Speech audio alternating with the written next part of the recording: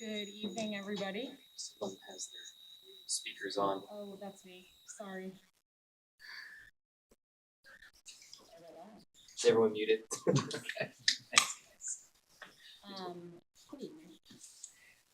So I have the privilege as the acting chair pro tem of the school committee to call together to order our reorganization meeting, which we're going to do before we call to order the regular school committee meeting for tonight, April 29th, 2026.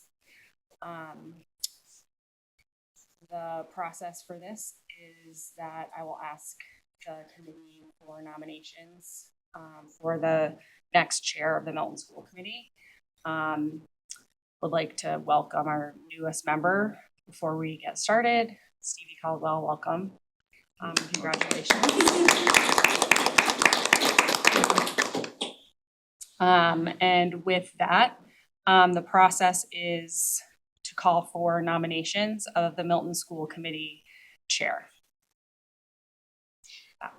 I would like to nominate Mark Loring for this position because he has extensive experience with the finance subcommittee, with the school building subcommittee. He's have an extensive knowledge about how the district runs because he himself is also a superintendent himself at the charter school district. So I think Mark's experience and expertise will bring us to the next level, being the chair of the school committee. So Mark, would you accept this nomination?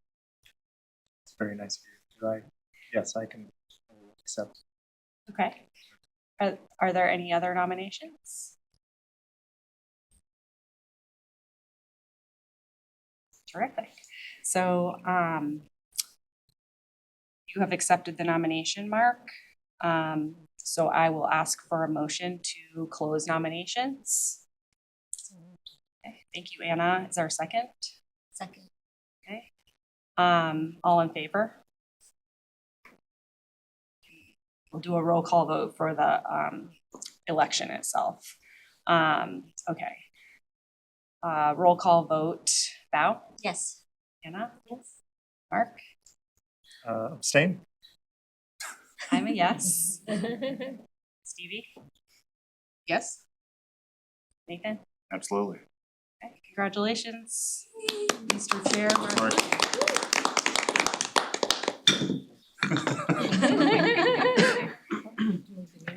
Yeah, I'm gonna swap seats. And at this point, for the process, take it away. Thank you all very much. I'll try not to screw this up. Thank you, Lizzie. All right, so now we will take nominations for a vice chair of the Milton School Committee. And if I might, I will like to start making a nomination. I'd like to nominate Anna Varghese for vice chair. Before we see if she accepts the nomination, are there any other names folks would like to suggest? Seeing none, Anna, would you accept the nomination? Thank you. Great. Then can I ask for a motion to close the nominations? So moved. Is there a second? Second. Great. All in favor? And we have to do another roll call vote. Bao? Yes. Anna? Lizzie? Yes. Stevie? Yes. Nathan? Yes. Great. We have a vice chair. Congratulations.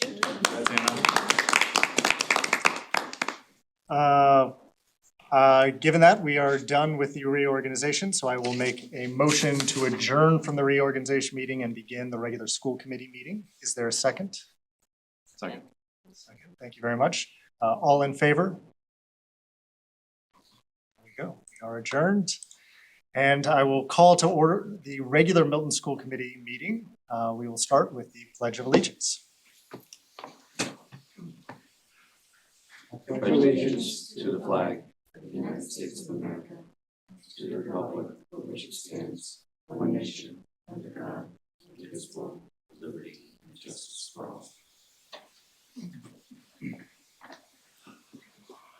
Moving on, we will, item number 2 is the approval of tonight's agenda.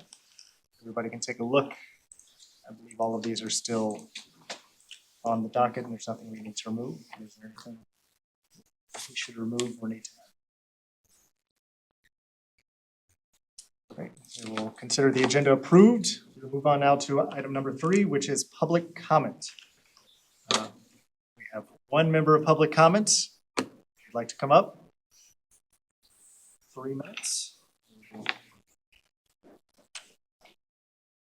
Anytime you're ready. Okay, my name is Jay Funling. I live at 39 Sias Lane, and I'm the chair of the warrant committee. I would like to congratulate the newly elected member of this body and thank the 2 members who are starting their second term. Thank you all for your public service. I would also like to thank my former colleague Amanda Serio. Amanda served with me for 2 years on the warrant committee.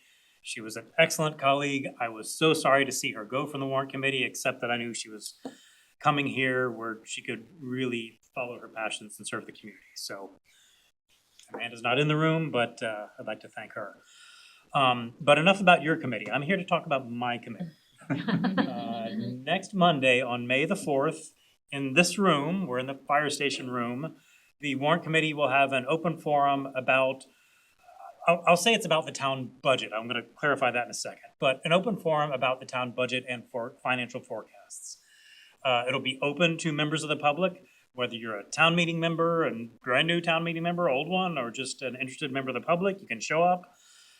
Also, if you can't show up, it will be recorded, it'll be live on TV, and you'll be able to watch the recording later. I'll be doing a financial presentation at the start of town meeting. That's on Wednesday the 6th. What I'll be doing the previous 2 nights on Monday the 4th is a longer, sort of more detailed presentation.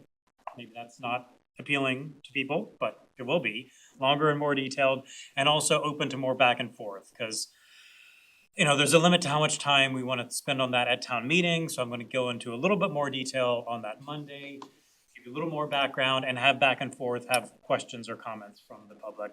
I will say it's about the current year budget and about looking forward in the forecasts, and much more in the latter. It'll be a little bit on this year's budget and a lot more on what we're seeing in the future. What are we seeing for forecasts? What are we seeing for maybe overrides on the horizon?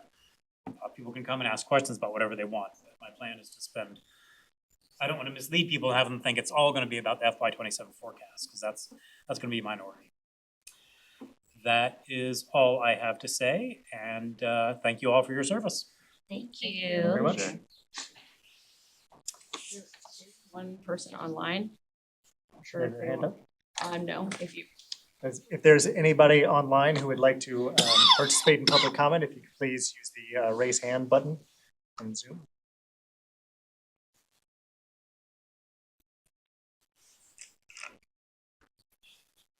Last call. Seeing no hands and no one else in person, we will conclude public comments.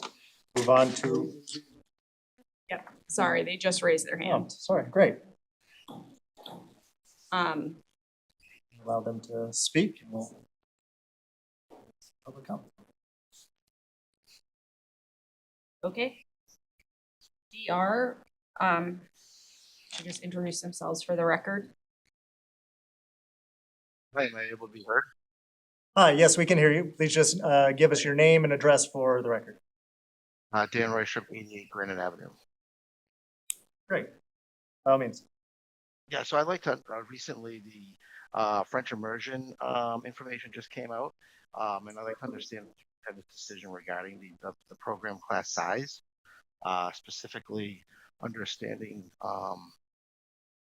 with 10 extra students at Collicott and 3 extra at Tucker, why can't 3 of the students at Tucker be put at Glover and then have the 10 accommodated at Collicott and Cunningham, so there's 3 classes, so everybody can have a chance.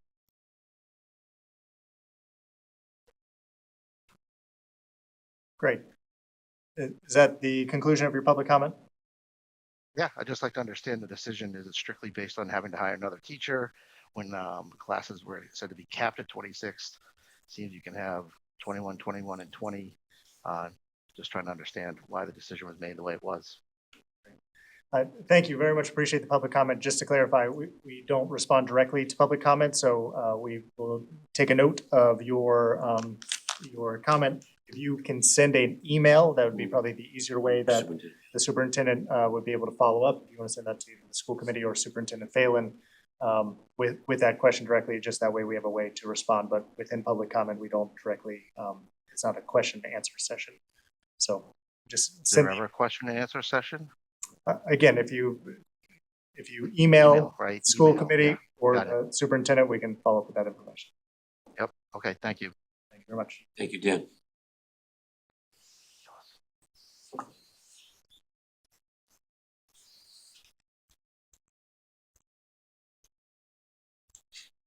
I'm just demote him.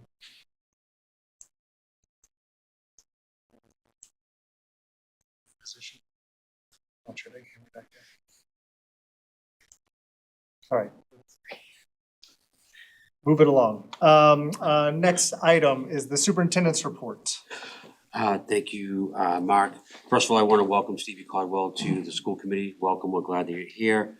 It'll be an exciting time on the school committee, and we're glad that you're going to be with us for this remainder of this year and next year. I also want to congratulate Mark and Anna on the new leadership for the committee as well. But the most important person in the room is our friend Elias, student at Milton High. Elias, please come up.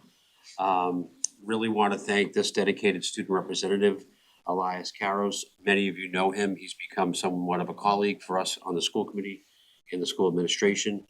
Elias has been a faithful student rep for the past 4 years, attending morning meetings with the school committee members and coming to meetings to discuss important issues and participating in several clubs and activities like the Tri-M Music Honor Society, playing violin as a concert master of the school orchestra, officer of the Latin Club, and overall being a wonderful student representative person at Milton High School and for the entire Milton community.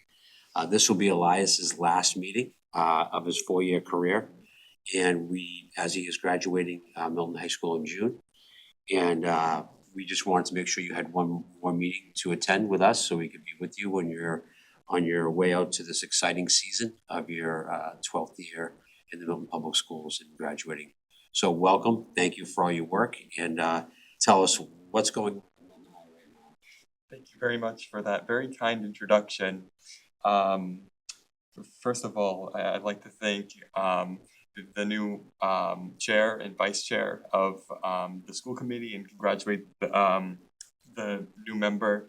I'm really very grateful for your public service and for all you do for our district and for our community. A few things about the high school because things are starting to get very exciting. AP exams are going to be held from May 4th to May 15th. These college level exams are really, although they're a source of stress for all of us, they're really a big celebration and a wonderful opportunity for us as students to show our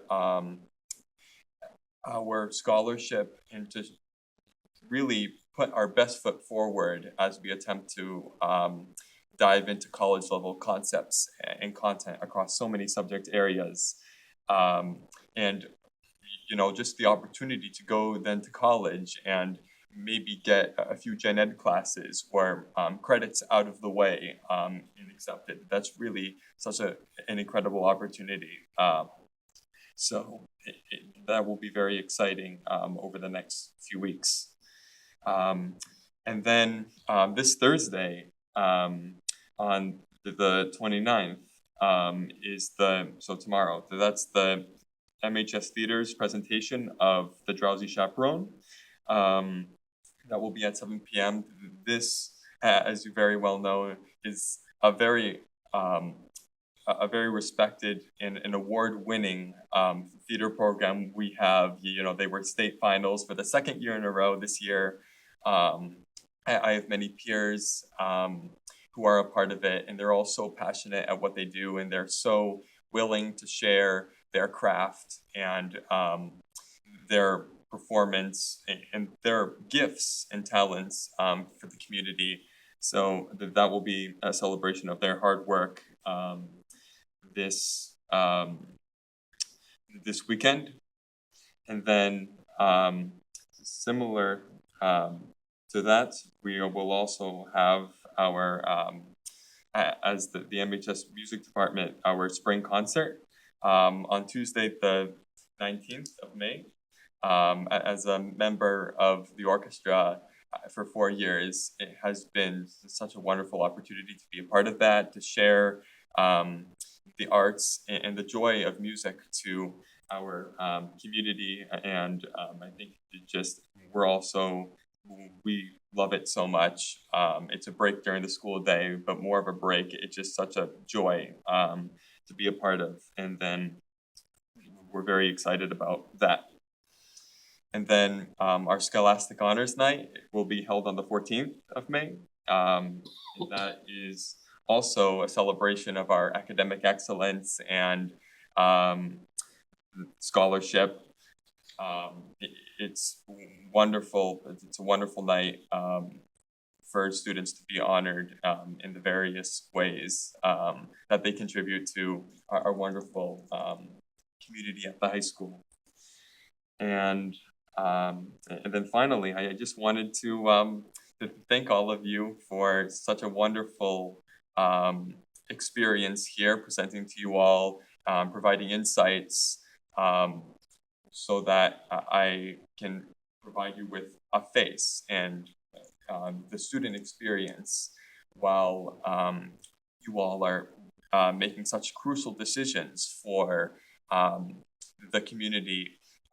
Providing that student voice has been an effort, across so many levels of government here in Massachusetts and in the nation.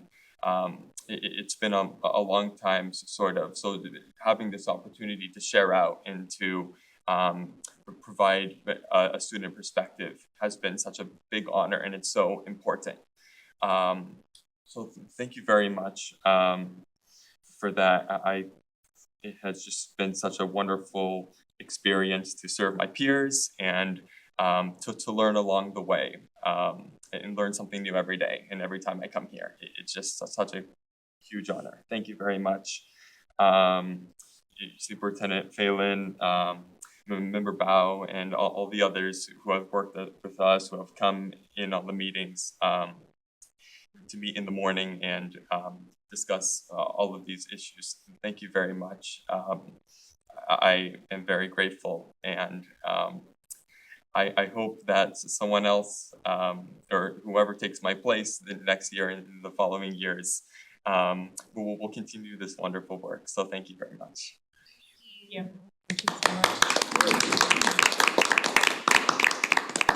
So I have one favor to ask, two favors to ask. One favor would be that before you leave Milton High, that you continue to be who you are as a human being and a good person. Encourage other students to take part in Bao's Friday morning group to then come to the meetings that we have here at school committee. Your student voice is valued, and you should let your colleagues and your peers know that. And then now that you are stepping into adulthood, your voice will still matter. So make sure that you always get involved in your community and in whatever you value, and your voice matters, you matter. And your dedication in your work that we have benefited by, we thank you. So thank you very much. Keep it up. We're so proud of you, and we can't wait to hear the good stories about you as you move forward. Thank you very much. Welcome, pal. It's been so wonderful. Good night. And Good night. come back and Good night. visit. Of Would love for course. you to come back and share out your experiences out in the real world. Thank you very much. Yeah, I'll be back. Don't worry. Thank you, Elias. Good luck on your AP exams. Thank Yes. As Elias said, this weekend on Thursday, Friday, Saturday, and Sunday, our award-winning theater department will have the Drowsy Chaperone. So that's 7 p.m. on Thursday and Friday and 2 p.m. on Saturday and Sunday this weekend. As was part of our Citizen Speak, we did send out our kindergarten assignment letters to all families, and the numbers were put forward to the entire community. 90 students were assigned to Collycott, 82 students were assigned to Cunningham, 75 students to Glover, 47 students to Tucker, and 12 who were not fully completed their registrations. We also want to let you know that in that document, we also sent folks letters who were requesting transfers. Some folks would like to have, they might be in the zone that might go to one school or another, or they might have a reason for going to a different elementary school. We sent a separate email to those families saying that we'll be doing that second after we get everybody settled in K and we get everybody settled in grade 1, then we'll go back and address all the transfer requests and do that as we move through the spring. We also sent out our grade 1 numbers. The letter sent to every current kindergarten family and next year grade 1 family had the numbers of every single school's choice, so the data is there for folks to see. The speaker at Public Speak is absolutely right. We do have this situation, as we have had in the past, where we're oversubscribed in French by 3 students at the Tucker and by 10 students at the Collycott. There will be lotteries done at those 2 individual schools, and then there'll also be a lottery district-wide in case there's no space available for anybody to access French 1. We believe that when that process is executed, that there will be space for everybody who registers in this first round to be able to take French. I know the numbers don't work out right now, but folks will make that decision as to whether they want to leave the Tucker or leave the Collycott in order to take the French program at Glover or stay in their home school for English. So that's a decision that they will have to make once they go through the lottery, if they don't get into the lottery first and foremost. That process is dictated by our policy and our procedure that's been in place for some time. We will have the lottery on Monday. We will have a PTO representative present for the lottery at the Collycott, for the Collycott names and the Tucker names, and then also for the district-wide. Then after that, we will personally call all 13 folks that are in the lottery that did not get a place in their home school and let them know how the next step works in terms of making a decision and giving them a timeline. And then we'll have that, should be all tied up by the end of next week. I want to thank Brad Spindle and Serena Burke for their work on registering, communicating with folks. And I want to thank the families that are calling right now about the transfer piece. Everybody has timelines in their own family about whether or not they can transfer and, childcare, et cetera. So the reason why we do our transfers all at once is because we try to make as many people happy as we can. If I want to go to the Tucker and I'm at Glover and I have someone at the Tucker who wants to go to Glover, we just keep doing those switches because it helps both schools and it also supports what our families would like to see, with the caveat that it does have to be supported by what the district needs and is connected to our class size. We want to see all of our grades, class sizes be relatively the same. We don't want any school overburdened with a 25 or a 24 and have schools with 17. So when we're doing transfers, we actually keep class size as one of the criteria that we want to pay attention to because that's something that's good for students in the classroom each day. We have been getting calls and emails and responding to them. And for Dan, who is our speaker, please give me a call tomorrow or email me and I can walk Dan through the process. So gladly we'll do that for him as well, as we have for a few other folks who've called this past week. Lastly, not lastly, but next is we had the chance to visit Labouré College on Adams Street in Milton. Labouré has been in existence for a long time, but they are having their nursing program combined with Curry College, which means that their building will be for sale over the summer of 2026. As you know, we are currently involved in a potential building project to alleviate the space challenges we have at every level of the district, most acutely at the elementary level of the Cunningham Collycott. And we are really looking hard at this Labouré space in order to see if it can be something that we can pursue to alleviate some of that space challenges we have. So Mark and I, along with Nick Milano and Sean O'Rourke, Tom McCarthy and Bob Mayhew of the facilities department visited Labouré last week. We met with the leadership team today to discuss how we could programmatically make this or not make this work. And we reached out to the president of Labouré. We'll be visiting the school next Wednesday as a leadership team to really space out what we think might be potential options that we could use that space for to see if it would fit. So it's exciting news to think about. Ironically, parallel to that, we've had a meeting with the building committee, the staff this morning, right on Guile, not on Guile Road, but on Guile Road and Blue Hill Parkway, to show the space of the potential school site with the future OPM candidates and firms that will be bidding that job. So we'll definitely be doing a few parallel pathways of exploring space for the district over the next couple of months. So if this library issue becomes something that has potential and would serve the town and the schools well, we'll be doing that work over the next 2 months and updating the school committee on that topic. So that's really exciting news. The other big piece of news is that the Celebration for Education is this Saturday night at the Blue Hills Country Club. We encourage everybody to get a ticket and attend. They are giving out several awards, but the new award this year is the Burn Lovely Award. It's a community leadership award that the MFE wants to honor someone not in schools, but someone in the community that has done good work for the town over time.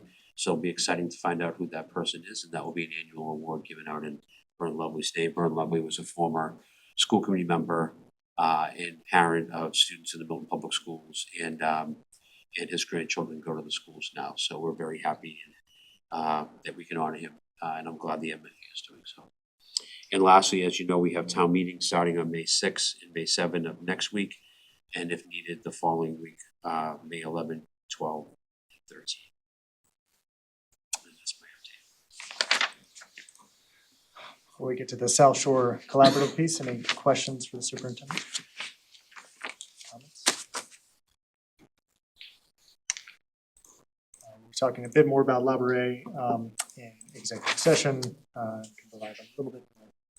Yeah, in executive session. I just want to say for the French stuff, I really appreciated the email you sent out with the level of detail, numbers, just how clear that was to not just us, but the whole community. I know that's been a pain point in some prior years, and so I know we took that on last year, like trying to improve the communication process, make that clear for families, transparent. So we appreciate the continued improvement of things for families. Thank you. There's nothing else. Move on to the chair's report. I'm sorry, you're right. Thank you. I was going to screw up something. All right, so we have the South Shore Educational Collaborative. For those who might not remember, it's just something that Milton is a part of. We get one seat on their kind of collaborative board, and historically we've appointed the superintendent to be the town's designee to that. And so John has, I think, graciously been voluntold to do it again, and so we appreciate that. For the purpose of discussion, I'll go ahead and make the motion to appoint the superintendent of Milton Public Schools to be Milton's representative to the South Shore Educational Collaborative. Is there a second? Any questions folks have about that? If not, then In the language of the motion, should we include and or yes. designee in case you end up deciding to do that? take that friendly amendment. Do we still have a second? Second. Sorry, go over those words. If there's no further discussion, then I will take a vote. All in favor? Great, it is passed. Thank you, John. Now we'll get to the chair's report. Keep it short and sweet. First of all, just thank you all for the nomination to chair. I do my best not to screw it up, so really appreciate it. And thank you to Anna for taking on vice chair. I want to echo the sentiments at public meeting of just thanking Amanda Serio. I think I speak on behalf of all board members. Like, she was a fantastic chair, a great colleague. Really appreciated how much time, effort, care, thoughtfulness she put into everything she did on this committee. She will be missed greatly, and so really appreciate her time and service to our town and our kids. At the same time, very excited. Again, I'll echo all the other sentiments, Stevie. Very excited for you to participate and be here, and for putting your hand up and running an election, which is never easy, and kind of all the time and effort to now volunteer your time and spend a lot of nights with us. So hopefully you won't regret it anytime soon. And then I want to just also take a moment to thank Dan O'Neill for running for school committee. Running for townwide offices is hard, and so we should be grateful for anybody who want to raise their hand and try and take that on and spend that time to again volunteer. So thanks to Dan and Congratulations again, Stevie. Couple of smaller things. Lizzie helped bring this up, but MASC, there's some items around budget advocacy that have just been coming up with supplemental budget that the governor and the House is looking at, as well as kind of the FY27 budget, a lot of things that are in schools related in terms of appropriations around Chapter 70. The MASC is looking for kind of advocacy of school committee members to help reach out. I don't think we're not going to take a vote and decide anything formally within the committee as a whole, but I thought maybe what would be helpful would be to send out kind of the information. We can send out a link to the webpage from the MSSC, which says the things that they're looking to advocate on. They also have like easy links of language that can be used by school committee members to share that with elected representatives. So we'll just want to put that on your radar as members, share that and share that out. And you can choose to do with that as you wish if you want to reach out to our electeds that support our town. Anything else you want to add? Next is kind of committee assignments. That's the next step in the reorganization. So to gather that information, I've put together kind of, I think a Google form is something that I think would be helpful to kind of get people's interest. We're obviously trying to balance splitting up people across experience, interest, and then numbers, and also kind of workload, because obviously different committees have different workloads. So I think most members know that. Most of this is for you, Stevie, to kind of share how as we think about this. But I'll send out that Google form for y'all to just share what your interest is, and we'll take that and try and figure out from there, divvy it up and talk about that at a future school committee meeting. So just want to put that on your agenda that is coming. And obviously, again, if you have any questions about that or strong feelings, please just reach out. Another thing we should start thinking about is a governance retreat. So just putting that on your radar to start, if everybody can look at their calendars. I'll probably send an email out. I'm gonna think about if we want to try and do it before the summer breaks or kind of right as we get into the summer. So I'll communicate that kind of start on email and then maybe try and schedule something at our next meeting. I just want to put that on your radar. And I don't have anything else I had to elaborate, walk through as well, but nothing else there. John summed that up well. That is it for my chair's report. We'll move on to finance subcommittee. Unfortunately, I've got to keep speaking on this, but hopefully not for much longer. Special Education Stabilization Fund Policy. So this is the second reading of this policy. There was a slight tweak to the language. I think we talked about, we were waiting on the town administrator to kind of get back to us with some information on how funds could be allocated to this account. I forwarded that over to all of you just a little bit earlier today. We heard back from the town administrator who said, essentially, it is allowed that the school committee members can adjust budget spending, similar to how we move money from one line to another, do some reallocations. We can do that and reallocate funds that have been appropriated to us to the Special Ed Stabilization Fund. That does not need to go through a town meeting vote, does not need further approval because the funds have already been allocated to us, and that is a school committee, as well as select board, but school committee account. So we can just move the funds over there if we have extra funds at the end of the year. So that's obviously less hurdles to jump through. That's good information. The first bullet point under transfers in was updated ever so slightly just to make that language slightly more general. Take out the reference to like a town meeting vote. That's what it said previously. That is the only change that has occurred since the last reading. I just wanted to highlight that change. Otherwise, any questions folks have about what I just shared or anything else about the policy?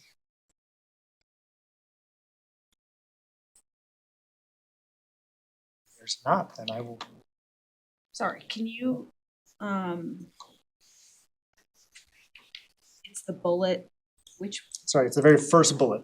The first funding source will be derived from year-end surpluses from the appropriated school budget. Such fund exists. SPED stabilization policy.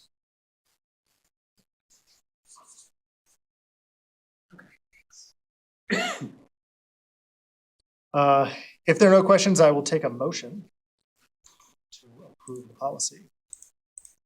I'll make the motion to approve the second reading of the Special Education Stabilization Fund Policy. Is there a second? Second. Any further discussion? Not, all in favor? All opposed? All abstaining? Okay, raise your hand. All right. Great. So that is a special ed stabilization fund. That's great. The next policy is a circuit breaker policy. There have been no changes to that policy since the first reading. So if there are any questions, please reach out. Otherwise, I'd also take a motion.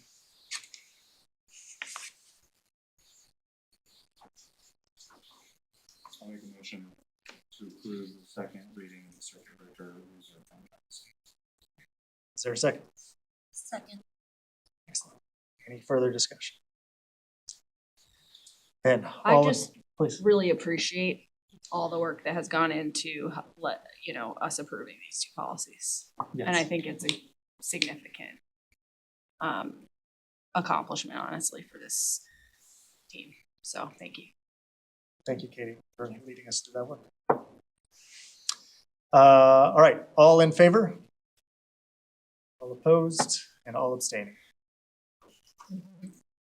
Sounds good. We're moving right along. Third quarter report. I'll turn it over to Katie here in a sec, but the report is in the agenda. Just to reorient folks, remember we had the quarter one report, the second quarter report. This is now the third quarter report. Next one will be the end of year report. So it'll be kind of after Katie, unfortunately it won't be Katie, but whoever closes out our books. So this is kind of our last check-in on where we're at within the budget before the end of the fiscal year. The highlights are within the memo, but anything in particular you want to add? I just have a few notes.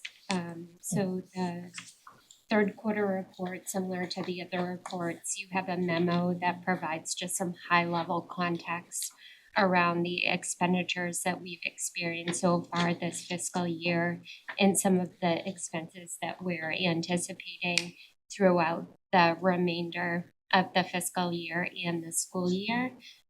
Just some of the notes that weren't included in the memo, but I just wanted to call attention to in case there are any questions with the financial exhibit. So again, the report contains a memo with a high-level overview, and then there is a financial exhibit that provides the expense and the pending expenditure summaries, and that is reported out by cost center. So that is summarized with some of the salary expenses and then the general expenses, and that is for our operating budget.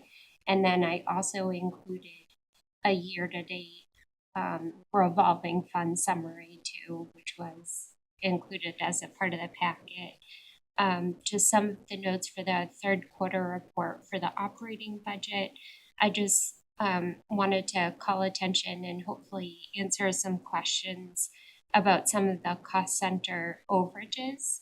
So for the for Milton High School, the salary line was overexpended. So that includes some expenses for positions that were actually budgeted within the instructional leadership line, which is carrying a surplus balance.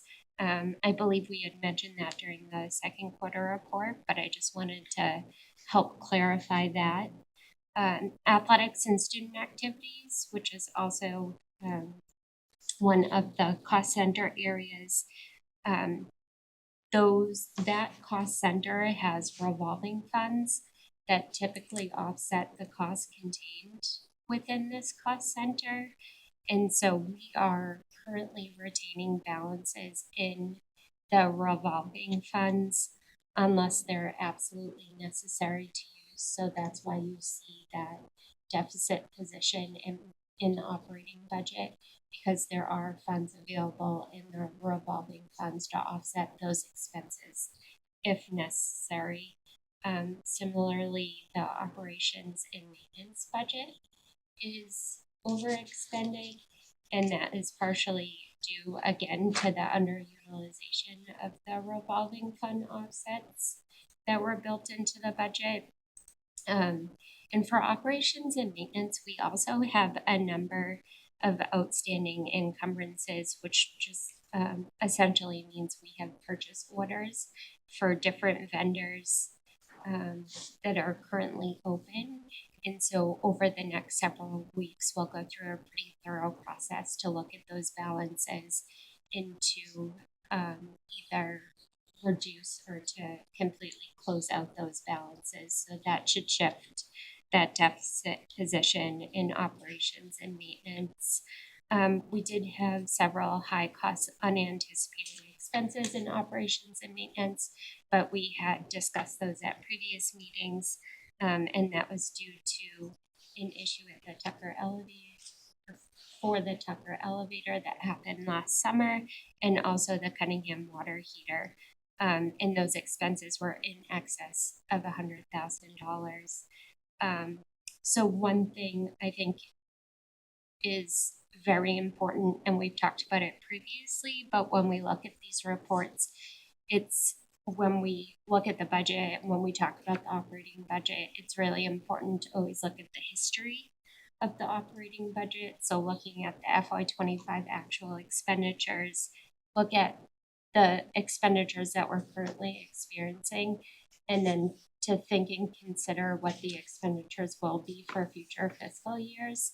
For operations and maintenance, as a part of the budget process, we do have an extraordinary maintenance line that we had to unfortunately reduce as a part of the FY27 budget process. And that's just something that I just wanted to remind that committee of, because that's something that we just need to be mindful of.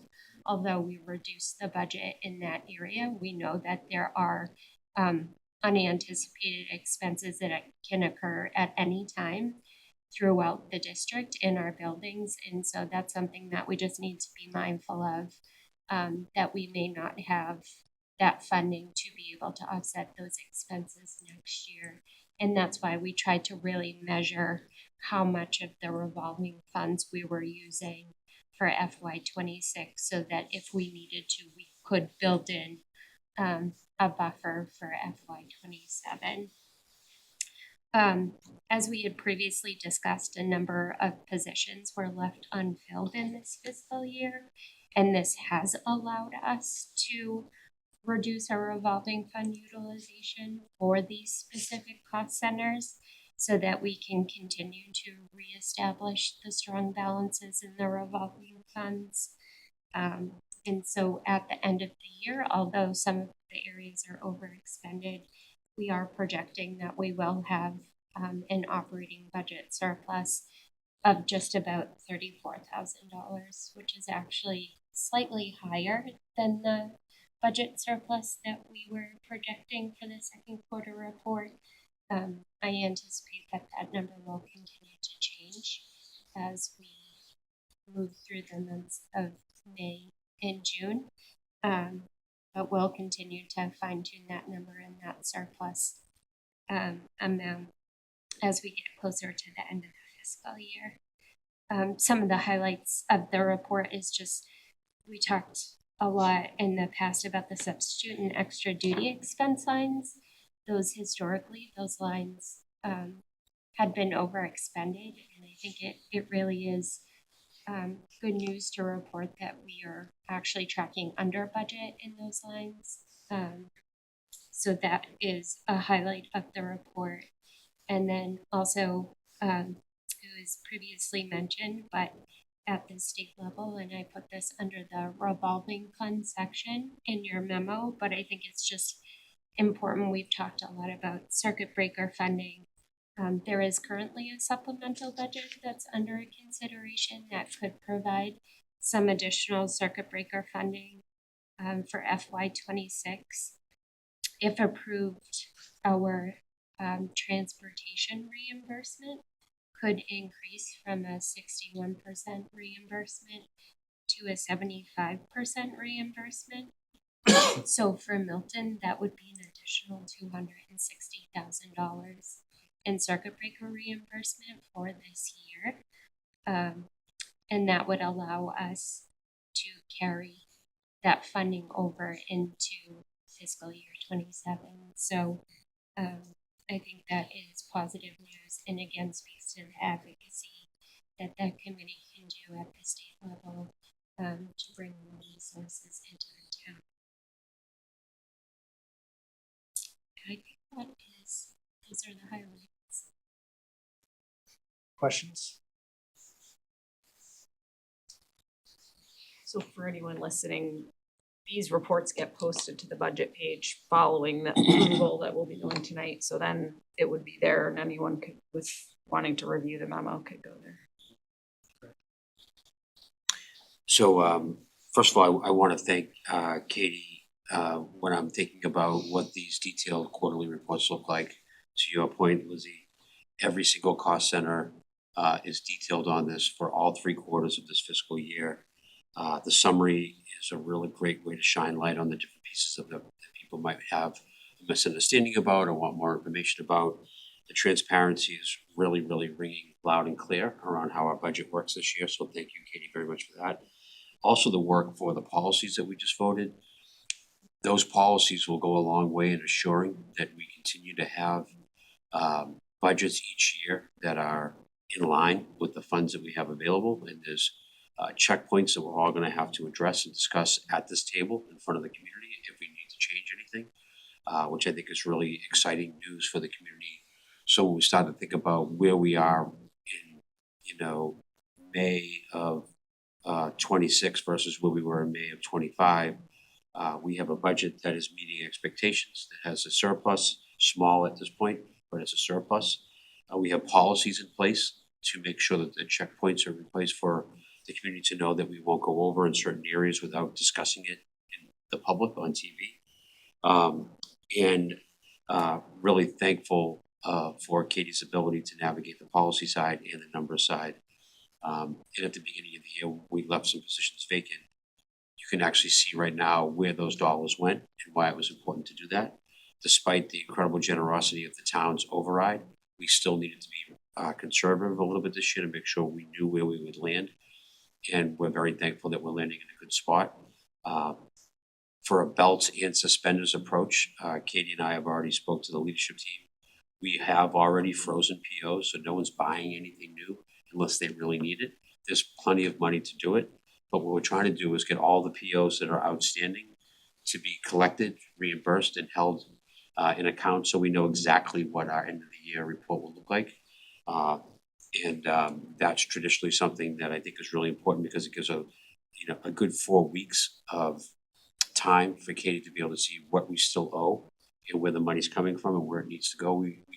Katie did a great job of encumbering a lot of expenses this year, so we know where all our money is, and we know the bills that we have to pay, and we know that we'll be in good shape by the end of this year. So Katie's leadership on this work in its totality it has been fantastic, and the finance team meeting weekly and posting everything online and having its own webpage and recording all the meetings. I just think it's a really good start for moving forward in a really thoughtful and open way for our community to understand just how our finances work and how important it is to what we do in schools every day. So Katie, thank you very much. And thank you to the finance folks as well for all that work. That's a lot of good work this year. May I ask one question? Katie, you mentioned about the substitute line is like more under control this year compared to last year. What did we do differently this year for the substitute positions? Some of the funds that we had from the vacancies, we made sure that that line was funded at the level of expenditure that we had experienced over the last 3 years. Some of those lines were not funded at the actual expense amount over years. So that was one part.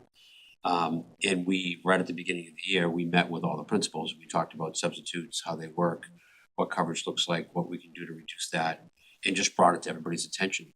And I thank all of our building principals and all the administrative assistants in all the buildings for really being clear with how those things work. So I think the combination of looking at the expense side and then adding the revenue to the expense line to adjust it to the actuals that we saw historically worked well.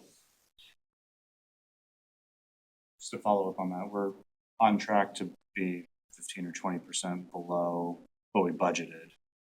Do we think the actuals for that line are what the budget should be?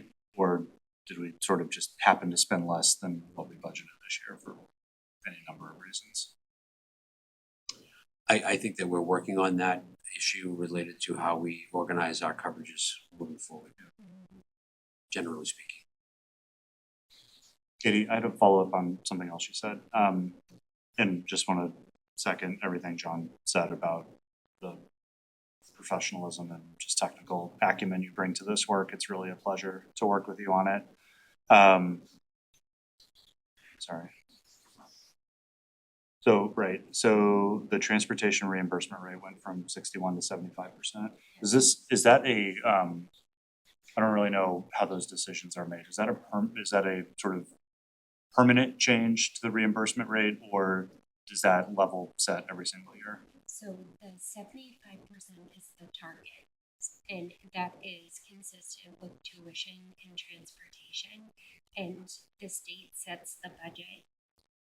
The reimbursement happens, the timing of it is tricky, so the state sets the budget in July, and then we submit all of the expenses that we wanna, that we're eligible to be reimbursed for in October. And so historically, the past several years, because the expenses have been higher than the budget, the state has only been able to reimburse us not at the target of 75, but in fiscal year 25, it was 40%, and then this year it was 60%. So I think the state is having to do a number of projections, almost guesswork, trying to figure out what we as municipalities are going to submit as eligible expenses. In the past several years, they haven't funded those budget lines high enough. And so that's where these supplementals are coming in throughout the course of the year. They are saying, okay, well, our target is 75%, but unfortunately, because the expenses were so high, we could only reimburse districts under that amount, but we have some extra revenue that we can allocate within the current year, and that brings it up to the target of 75%. So the goal has always been consistent at the 75. It's just that the expenses have been too high, so they haven't had enough money to reimburse us fully to that target. That's helpful. And I just clarify on that point, though, 75 hasn't been funded yet. It's working through the supplemental budget process, so that's part of the potential advocacy. Questions? Well, Katie, appreciate the good news that we are, again, projected to be under budget again, and that maintains. So thanks for all your attention. And like Nathan did, echo John's sentiments of just all the work you're putting into these. I think we're gonna have to figure out, make up another report for you to give us before you get out of here, just so we can get a little more time with you. But thank you for all that you do. Really appreciate it. Given that, we want to vote on this to approve the third quarter report, so I will take a motion. Make a motion to approve the third quarter report. Great. Is there a second? Second. Any further discussion? All in favor? All opposed? All abstaining? Excellent. Thank you very much. Next piece with the agenda is the approval of vendor warrants. So my final acts as the finance chair for the prior term, I did sign and approve the following vendor warrants. Vendor warrant 41, dated 4/16/26, in the amount of $774,536.40, as well as vendor warrant 43, dated 4/30/26, in the amount of $852,667.73. Both of those were sent out to members. Any questions about those warrants? If not, we'll move right along. The approval of meeting minutes. So we had in the folder meeting minutes for the meeting on the 8th. Did anybody have any edits, questions, concerns about those minutes? If not, I will take a motion at some point.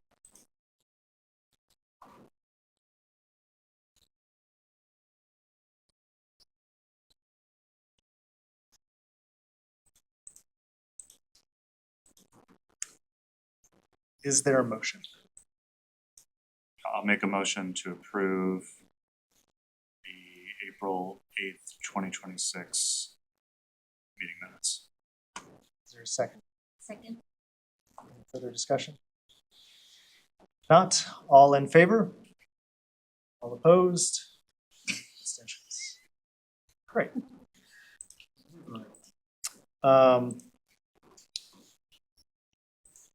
Up next is the next meeting agenda items. So we will have at the next meeting, school choice presentation, district curriculum and PD update, subcommittee reports per usual, school committee subcommittees conversation, again, coming out kind of all clear in Google form. Other items that we should make sure is on the agenda.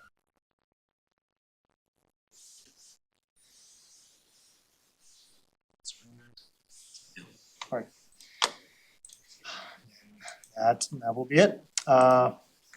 We will now have executive session.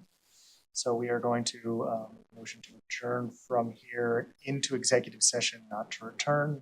We're going to move into executive session in compliance with Chapter 30A, Section 21A6, to consider purchase, exchange, lease, or value of real estate if open discussion would hurt the committee's negotiating position. So I will make a motion to again enter into executive session in compliance with what I just said and adjourn directly from executive session, not to return to open session. Second. Any discussion? Yes, thank you for flagging that. And so it will be a roll call vote. Anna? Yes. Val? Yes. Lizzie? Yes. Stevie? Yes. Nathan? Yes. I am a yes. We are adjourned. Thank you very much.